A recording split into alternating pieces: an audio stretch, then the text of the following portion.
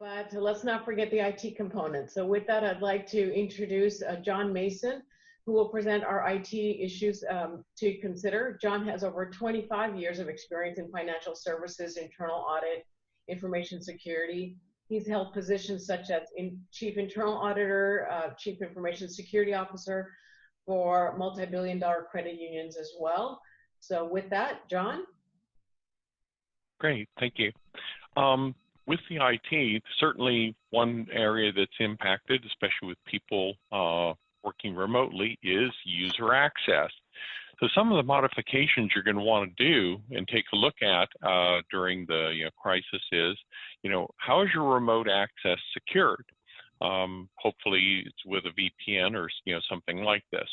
Who needs it? Is it provided to everybody or just to those people with a need? And also, how long is it going to be needed from there? In particular, you want to be paying particular attention to periodic reviews, such as quarterly user access reviews. That is, who needs access to the network and the IT resources. And then annually, or maybe even semi-annually, depending, the user permissions review. With some people being unavailable or short-staffed, you may in fact be at least temporarily increasing permission. If this is the case, then certainly you may want to switch to at least a semi-annual review of the permissions. For system and network patching, as was discussed, you're going to see a lot of scams and malware appearing now regarding COVID-19, phishing and such as well. So you want to make sure that everything is patched up promptly from there. In terms of vendor access and compliance, you'll want to take a look at their SSAE 18 reports. If those don't sound familiar, then perhaps SSAE 16 or the old SAS 70, same thing. Within those reports, those are performed by a CPA, audits are performed by a CPA firm. Often you'll see them for payroll and also for your primary IT systems there. Within those reports, there's usually going to be a section called Complementary User Entity Controls, or QUICs for short. These are controls that the vendor requires of the customer, and that need to be implemented. Often you'll see them, like I say, for an IT systems vendor, often for HR, payroll, and perhaps some other vendors too. These controls need to be reviewed at least annually, and you want to make sure you document your review and compliance with each of these. Now, if a key vendor doesn't have an SSAE 18 report, then you probably want to go ahead and make sure the vendors receive give them a security questionnaire they should complete and then review. This helps you with your due diligence to make sure that everything is done the way it should be from there.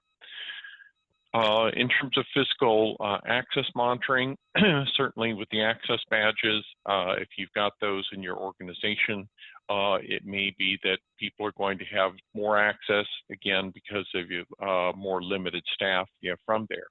You do want to make sure that you are doing ideally a monthly or at least less than quarterly review of access logs. And pay particular attention to failed access attempts. It may be that somebody's trying to get somewhere or some resources they shouldn't be.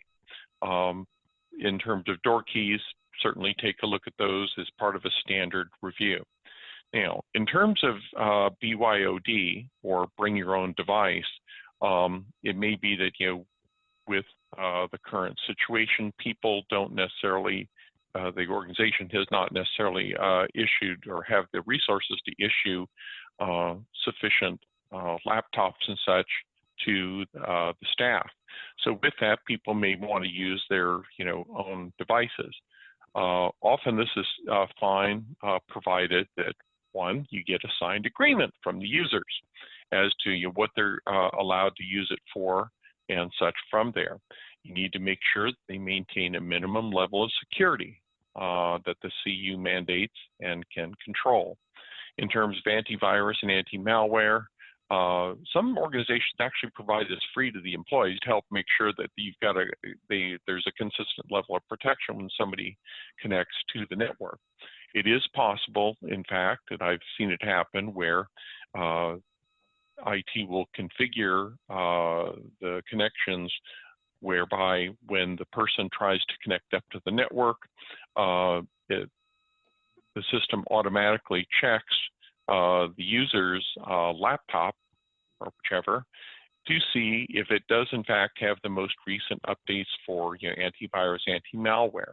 And if not, then it doesn't allow, it forces the update before it allows the connection. This helps certainly protect the credit union from there. Within BYOD, you also want to make sure your contract allows the CU to do a remote wipe of the device if the device is stolen or if the employee separates from the organization. This helps protect members' data privacy from there. And then lastly, you want to make sure that the BYOD also provides for using a virtual private network or VPN connection.